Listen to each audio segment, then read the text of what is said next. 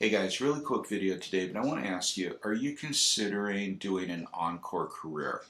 So this video is really aimed at individuals that are in mid to late career level. Maybe they've been doing what they've been doing for a number of years now, and they want to do something a little bit different. For myself, I started out as a professional photographer. I was working for several newspapers in the area as well as some magazines. I was doing some photo shoots for magazines, Motocross, Karate Magazine. There was a couple other ones out there. I used to go to all of these events. Even did a lot of freelance work as a professional photographer of doing pet portraits. Okay, it was a career, didn't last very long in that career. When I moved over in 1980, that was in 1970s, 1980 I started in the banking industry. And I actually stayed in the banking industry, worked all the way up to becoming a bank manager until 1995 when I broke into technology. And I worked in technology all the way up till 2015, and then I turned over into career coaching. And I consider career coaching my encore career. This is what I want to share with you if you're thinking about doing a career change.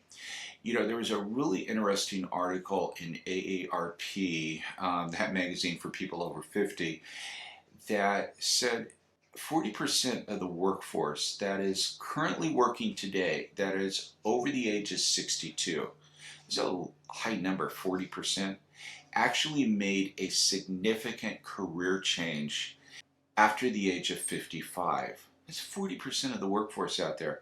I want to share with you a couple of clients that I've worked with recently, and actually a couple of friends of mine too, that have made these kind of significant career changes. So one gentleman that, he's actually a friend of mine. He's not somebody I'm working with, but he's a friend of mine. And it's a really interesting story. He did a trip recently over to the Bay where he and his son, and his son was, younger, I think, 14 or 15 years old, and they did one of these catamaran sailing around the bay for an hour and a half. And he said it was an absolute blast. He had never gone sailing before, but it was an absolute blast. And you know what he ended up doing? He ended up in the San Francisco area taking sailing lessons. And I'm not talking about like a little dinghy or anything like this. Learning how to sail a 40-foot catamaran. And this is a process that takes roughly 6 lessons over the course of, I think, 8 or 9 months. And it gives him a certificate to be able to sail one of these large catamarans because he's already booked a vacation for him and his family to the British Virgin Islands, where they're flying in there, and then he is going to rent a 40-foot catamaran and be able to sail around the islands. And when I was talking to him the last time around, he said, I think this is going to be my encore career. I really want to be one of those individuals that have a large catamaran berthed out of San Francisco or something, and people pay, and I'll take them out on the bay for an hour and a half. That's what his dream is. I had another woman, she was a client of mine, she had spent 30 some odd years with Intel. I'm going to just say the name, with Intel. Intel is a very mature company, and she spent a little over 30 years at Intel as a executive assistant. And now she wants to do something a lot different, a lot more fun, and what's passionate for her. She wants to become a floral designer. Big shift from going from something as a executive assistant to a floral designer. Oh, and my friend, he's a software engineer. He's going to become a sailboat captain.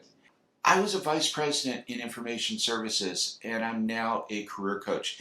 These are significant career shifts, and there's nothing on your resume. There is nothing on your resume whatsoever that you can use that says, okay, I'm going to be a good fit for, going from banking into technology, or going from a photographer into banking, or becoming a sailboat captain after becoming a software engineer, or becoming a career coach after working in technology. But you can do it, and people are doing this all the time. 40% of the workforce out there is doing it. And they're doing it because what you want to think about when you're, people will hand me their resume. I work with the individuals a lot, and when we're on a one-on-one coaching, they'll hand me the resume and they'll say something like, Bill, I've been doing the same thing for the last 25 years and I want to do something different. Take a look at this and look at my skills and tell me what you think I could do. And I hand them back the resume and I say, it doesn't have to be about your skills right now. What is your passion? What is your desire? What is it that you want to do? And then once we nail that down, then we will go in and we will take a look at what kind of training is necessary to get to that point there. Hey, I didn't just become a career coach overnight. I did an 18-month training program. My friend here is doing 8 or 9 months, sailing lessons to become certified to, sail one of these large boats. The floor designer is going back to school to do this. You don't just happen overnight.